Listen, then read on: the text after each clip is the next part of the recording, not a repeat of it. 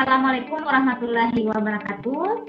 Kami calon guru penggerak angkatan 8 dari Kabupaten Polewali Mandar dan Kabupaten Mamasa akan melakukan demonstrasi kontekstual modul 2.3 coaching dalam supervisi akademik. Terdiri dari pengamat, coach, dan coaching. Saya sendiri, Ruhmawati, dari SMA Negeri 1 Polewali. Estepatus Litak dari SMP Negeri 6 Gunung Mulyo angkatan 8. Dan saya Meliani Arwanugu dari SMA Negeri 1 Sesena Padang Kabupaten Mamasa.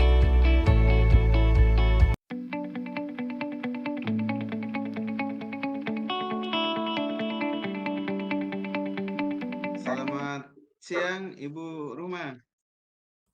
Selamat siang Pak Stefanus. Ya, saya dengar Ibu akan mengadakan coaching sama Ibu Milia. Iya Pak. Oke, dengan senang hati saya akan menjadi pengamat untuk proses coaching Ibu sama Ibu Mili. Mudah-mudahan nanti berhasil.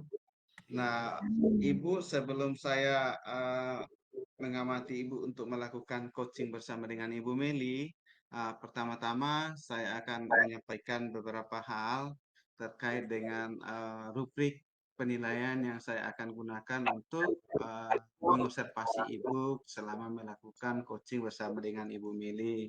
Jadi yang pertama itu uh, saya akan perhatikan bagaimana nanti Ibu Meli melakukan coaching terhadap Ibu Meli dengan tetap memperhatikan alur tirta, itu yang pertama.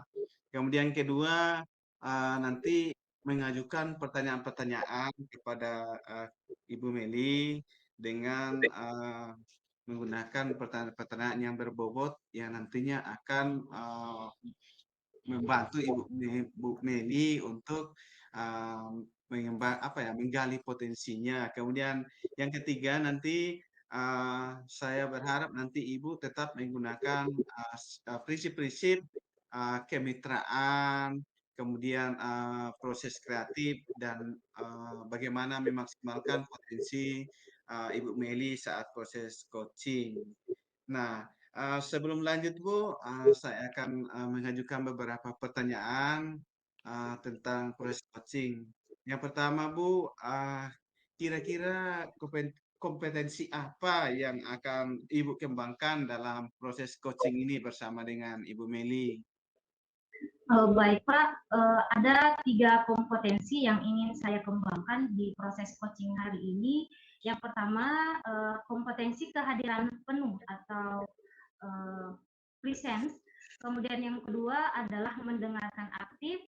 Dan kompetensi yang ketiga yang ingin saya kembangkan adalah memberikan pertanyaan berbobot. Oke, ya itu ya dari 3 kompetensi yang Ibu akan gunakan untuk coaching bersama Ibu Meli.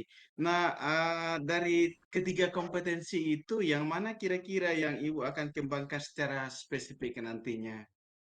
Ada 2 kompetensi yang ingin saya kembangkan secara spesifik Pak. Yang pertama yaitu mendengarkan aktif dan yang kedua adalah kompetensi memberikan pertanyaan berbobot. Oh iya, makasih. Jadi kompetensi yang spesifik yang Ibu akan kembangkan nanti itu adalah mendengarkan aktif dan memberikan pertanyaan yang berbobot. Oke, lanjut, indikator pada saat Ibu nanti mengadakan coaching itu dalam proses coaching, kira-kira indikator apa yang akan Ibu gunakan nantinya? Baik Pak, indikator bahwa kompetensi itu tercapai itu adalah dalam proses coaching tersebut, coachee bisa menggali sendiri kompetensi yang dimiliki. Setelah dia menyadari kompetensi yang dimiliki, maka coachee tersebut mampu mencari solusi dari permasalahannya serta mampu mewujudkan tujuan dari coaching pada hari itu, Pak. Oh iya, bagus sekali. Jadi Ibu kelihatannya sudah siap sekali untuk melakukan coaching bersama dengan Ibu Meli. Oke, silakan Bu, saya persilakan Ibu untuk melaksanakan coaching dengan Ibu Meli. Kemudian saya akan observasi, saya akan lihat Bu ya. Oke, silakan Bu. Assalamualaikum Ibu, selamat siang. Waalaikumsalam Bu Meli, selamat siang juga. Ada yang bisa saya bantu Bu Meli? Iya Bu, Eh, mohon maaf sebelumnya saya mengganggu waktunya Ibu. Jadi begini Bu, saya ingin cerita dengan Ibu tentang Ya. permasalahan yang saya hadapi. Karena saya berpikir saya bisa, Ibu bisa membantu saya mencarikan solusi kira-kira seperti apa namanya seperti apa solusi dari masalah yang saya alami ini Bu. Baik, kalau boleh tahu apa yang jadi permasalahan dari Bu Meli? Jadi begini Bu, akhir-akhir ini ada beberapa siswa di kelas saya yang malas mengerjakan tugas Bu. Bahkan ketika diberikan kesempatan untuk mengerjakan tugas, banyak di antara mereka yang mengulur-ulur waktu sehingga waktu yang diberikan pada saat pengumpulan tugas itu mereka tidak maksimalkan dengan baik. Sehingga ketika tiba saatnya di akhir pembelajarannya, siswa tersebut hampir seluruhnya tidak seperti itu, Bu. Oh, berarti banyak siswa Bu Meli yang malas mengumpulkan tugas gitu ya. Iya, benar. Bu. Kira-kira setelah kita ngobrol ini, kita ngobrol sekitar 10-15 menit saja ya Bu Meli. Kira-kira kalau setelah kita ngobrol ini, apa yang Ibu harapkan? Saya ingin mendapatkan solusi dari permasalahan yang saya alami ini, Bu. Dengan bercerita dengan Ibu, sekiranya ada hal-hal yang bisa saya kembangkan, yang saya dapatkan dari hasil pembicaraan ini untuk mengatasi permasalahan tersebut. Baik, berarti tujuannya Ibu ingin mencari solusi setelah kita ngobrol. Kalau melihat kondisi sekarang di sekolah Ibu, dari level 1 sampai level 10, kira-kira kondisi di sekolah Ibu berada di posisi level berapa ya, Bu? Kalau di presentasi berdasarkan level, saya bisa mengatakan kalau presentasinya itu atau levelnya itu berada di level ketiga atau keempat, Bu. Saya bisa mengatakan itu karena memang ini real terjadi bahwa hampir seluruh murid, tidak semua ya, tapi hampir sebagian besar murid itu ya sangat susah untuk mengerjakan atau mengumpulkan tugas, Bu. Seperti itu. Ya, berarti berdasarkan cerita dari Bu Meli, kondisinya ada di level 3. Kira-kira Ibu mau meningkatkan ke level berapa, Bu Meli? Di sini saya ingin meningkatkan kalau boleh lebih dari setengah atau kalau boleh ada di level 8 atau 9 itu sudah luar biasa, Bu. Dengan harapan setinggi itu ya saya berharap benar-benar bisa dimaksimalkan oleh siswa saya seperti itu. Jadi Bu Meli ingin meningkatkan levelnya dari 3 ke angka 8 kalau perlu 9 ya Bu ya. Iya. Untuk mencapai level itu, apakah Ibu punya ide atau rencana untuk mencapai level 8 atau 9 tadi? Idenya saya saya berpikir bahwa selain saya memberikan motivasi kepada para siswa saya juga akan berusaha untuk mengontrol menjadikan posisi saya sebagai self control untuk untuk mengontrol setiap kegiatan yang dilakukan oleh peserta didik saya di dalam kelas dengan harapan bahwa mereka dapat mengurangi aktivitas-aktivitas yang tidak sesuai dengan alur pembelajaran seperti kebanyakan bermain mungkin atau banyak yang mengerjakan hal-hal yang lain. Jadi saya akan berusaha memfokuskan perhatian saya atau memusatkan perhatian saya kepada setiap murid untuk, bagaimana murid saya bisa mengikuti alur pembelajaran dengan baik. Seperti itu. Baik, berarti Ibu ingin menjadi self control agar muridnya bisa mengikuti alur pembelajaran dengan baik. Ya Ibu, kejadian ini apakah hanya di mata pelajaran Ibu atau terjadi di mata pelajaran yang lain juga Ibu? Hampir saya sudah berkomunikasi dengan beberapa guru mata pelajaran yang lain. Memang banyak teman-teman rekan-rekan guru yang mengeluh bahwa di salah satu kelas memang siswanya kurang aktif untuk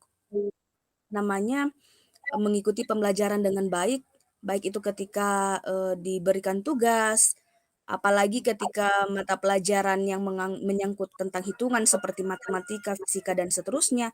Kebanyakan dari mereka ya kurang minat untuk bagaimana caranya mengikuti pembelajaran dengan baik, bahkan sampai pada proses menyelesaikan atau mengerjakan tugas, Bu.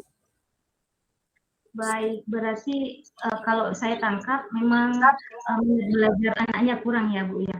Ya. Kalau boleh tahu strategi pembelajaran apa ya yang selama ini Ibu lakukan di dalam kelas? Ya, yang selama ini saya lakukan adalah saya memberikan materi kepada murid sesuai dengan keinginan saya. Ya benar bahwa dari saya ketika saya merenung, lalu mulai berpikir bahwa mungkin selama ini yang saya lakukan adalah memberikan materi sesuai dengan keinginan saya, tanpa mencari tahu minat belajarnya murid, tipe belajarnya seperti apa, terus kemampuan mereka seperti apa, mungkin seperti itu, Bu. Oh ya, berarti selama ini Ibu memberikan materi berdasarkan Ibu ya, belum Ya. melihat kebutuhan belajar murid. Nah, kira-kira apakah ada strategi lain yang bisa Ibu gunakan dalam kelas, dalam proses pembelajaran? Ya, dari proses perenungan saya dengan berpikir bahwa apa yang saya lakukan selama ini berpedoman dari apa yang saya lakukan selama ini, saya mulai berpikir, Bu, saya mulai merencanakan ada perubahan atau gaya mengajar saya di dalam kelas. Seperti saya harus mencari tahu kebutuhan murid saya seperti apa, kemudian tipe belajarnya seperti apa, apakah mereka ada di audio atau visual atau kinestetik dan lain sebagainya. Lalu saya akan mulai ketika saya mengobservasi lalu mencari tahu kondisi atau keberadaan murid saya, ya saya akan mulai perlahan-lahan untuk mengatur strategi bagaimana caranya mengelompokkan murid-murid saya ini terhadap gaya atau tipe belajar yang seperti yang mereka sukai atau inginkan. Baik, berarti Ibu ada strategi lain yaitu membuat strategi pembelajaran berdasarkan kebutuhan murid. Tadi juga Ibu mengatakan ada self control dari Ibu. Menurut Ibu paling nyaman di bagian mana tadi? Apakah mengikuti kebutuhan belajar murid atau Ibu fokus pada self controlnya Ibu? Saya akan memadukan keduanya, Bu. Di mana saya akan mengkaji atau mengobservasi kebutuhan belajar murid saya dengan menyesuaikan diri sebagai self control untuk murid saya agar murid saya ini benar-benar merasa nyaman, bukan merasa di sini posisi self controlnya bukan untuk mengontrol ya Bu, tidak. Bukan semata-mata untuk mengontrol, tapi bagaimana caranya saya memposisikan diri saya untuk memastikan murid saya ini benar-benar dapat mengikuti setiap alur atau proses pembelajaran secara bertahap ini dengan maksimal. Seperti itu, Bu. Baik, kalau boleh saya simpulkan, Ibu mau memposisikan dirinya sebagai manajer, kemudian Ibu menggunakan strategi pembelajaran sesuai dengan kebutuhan kebutuhan belajar muridnya Ibu. Ya, benar. Ada hambatan yang dapat menghalangi dalam meraih tujuan Ibu tadi. Apakah ada hambatan yang bisa menghalangi? Hambatan tentu ada, Bu. Ya, hambatan ini bisa jadi atau bisa saja datangnya dari saya sendiri, bisa juga datangnya dari murid saya. Ini misalnya ketika hambatan ini datang dari diri saya sendiri, ketika pemikiran saya atau tujuan saya hanya berfokus pada menyelesaikan materi, bukan pada kebutuhan atau kenyamanan siswa. Kemudian hambatan berikut juga yang datangnya dari siswa adalah ketika saya tidak mampu untuk menguasai kelas, untuk mengontrol kelas atau berperan sebagai manajer. Jadi, mungkin itu hambatan yang mungkin akan terjadi, dari proses pembelajaran ini. Baik Ibu, jadi menurut Ibu hambatannya ada dua arah dari diri pribadi Ibu sendiri dan dari siswanya. Kira-kira ada solusi untuk mengatasi hambatan tersebut? Jadi berdasarkan hambatan ini saya kemudian berpikir bahwa solusi yang akan saya ambil ini juga datangnya dari dua arah, yaitu yang pertama datangnya dari diri saya, artinya saya harus benar-benar menyadari tugas dan peran saya sebagai seorang guru, yaitu bagaimana caranya menjadi seorang manajer yang baik. Saya akan mengatur pola pembelajaran saya, meramu materi dengan baik, merencanakan pembelajaran yang baik yang sesuai dengan kebutuhan murid, mengaplikasikan proses pembelajaran sesuai dengan perencanaan yang saya buat dengan menggunakan strategi pembelajaran yang tentu saja yang berpihak pada murid. Kemudian untuk solusi dari permasalahan yang dialami oleh siswa saya, bagaimana siswa saya ini benar-benar merasa nyaman mengikuti pembelajaran dengan saya, lalu mulai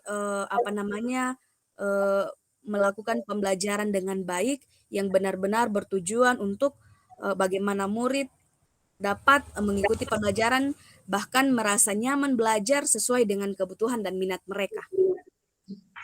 Baik, luar biasa sekali apa yang Ibu Meli rencanakan dan menurut saya itu adalah sesuatu yang sangat bagus dan sangat perlu memang kita lakukan. Kira-kira kapan Ibu Meli berencana melakukan hal tersebut?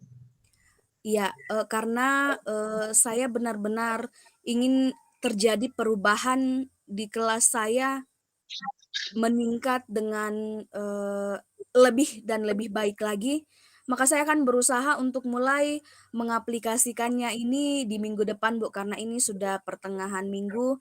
Jadi, saya akan mulai di minggu depan, saya akan menjalankan komitmen ini dengan tentu saja dimulai dari, bagaimana saya mempersiapkan pembelajaran, lalu mulai mengatur strategi dan seterusnya.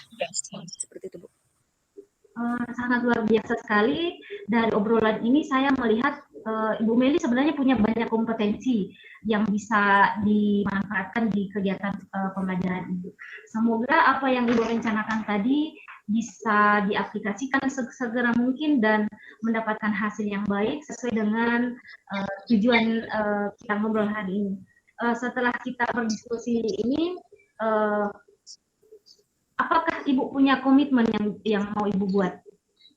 Iya, komitmen saya tentu saja saya berkomitmen untuk menjalankan rencana saya ini secara penuh dengan bagaimana senantiasa membuat diri, memotivasi diri untuk benar-benar menjalankan tugas yang luar biasa ini dengan sebaik-baiknya. Seperti itu. Baik, luar biasa sekali Ibu Meli punya hati yang mulia, selalu memikirkan bagaimana muridnya, bagaimana mengatasi permasalahan muridnya yang malas kumpul tugas. Harapannya setelah Ibu mengaplikasikan rencana Ibu, ide-ide brilian Ibu, siswanya bisa jadi termotivasi lagi untuk belajar. Satu lagi pertanyaan dari saya, Bu Meli, apa yang didapatkan dari hasil obrolan perbincangan kita pada hari ini? Ya, dari hasil perbincangan kita hari ini, Bu, saya mendapatkan solusi dari permasalahan saya. Saya mulai merencanakan perbaikan terhadap pembelajaran yang saya lakukan. Saya mulai akan memulai dari diri saya dulu, memperbaiki kualitas diri saya dulu, terus mengaplikasikan rencana-rencana saya terhadap mengembangkan pembelajaran yang lebih baik ke depannya. Ya, luar biasa sekali. Saya tidak sabar mendengarkan cerita-cerita dari Bu Meli lagi tentang bagaimana muridnya setelah Bu Meli menerapkan rencana itu tadi. Terima kasih Bu Meli. Sampai jumpa di pertemuan-pertemuan atau perbincangan yang akan datang. Terima kasih Bu Meli. Selamat Ya baik Bu, siang. terima kasih. Selamat siang. Ya, menarik sekali Ibu. Tadi saya mengamati Ibu mengadakan coaching sama Ibu Meli.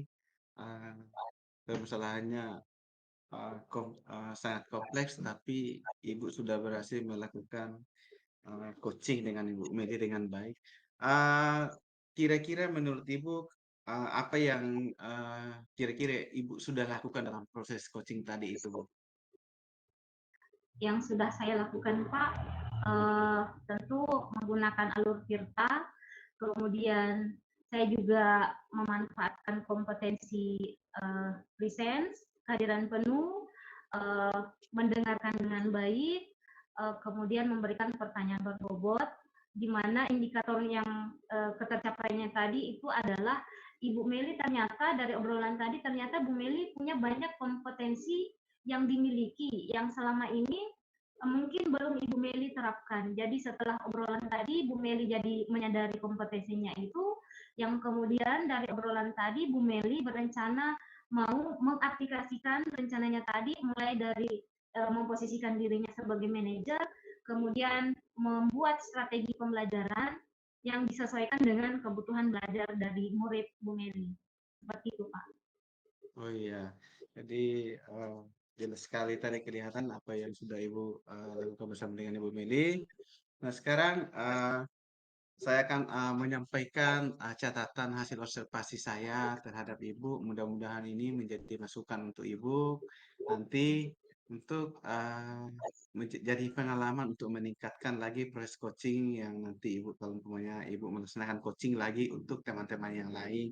Jadi yang pertama bahwa selama proses coaching Ibu sudah melakukan proses coaching dengan menggunakan teknik Tirta, itu sudah jelas sekali kelihatan dari awal sampai terakhir. Kemudian proses coaching sudah berjalan dengan baik. Ibu juga sudah berhasil bagaimana mengajukan pertanyaan-pertanyaan kepada Ibu Meli yang berbobot sehingga berhasil menggali potensi-potensi yang dimiliki oleh Ibu Meli. Kemudian Ibu juga tadi sudah berhasil menanyakan komitmen Ibu Meli, kira-kira apa yang harus dilakukan sehingga potensi yang dimiliki itu dapat dilaksanakan nantinya.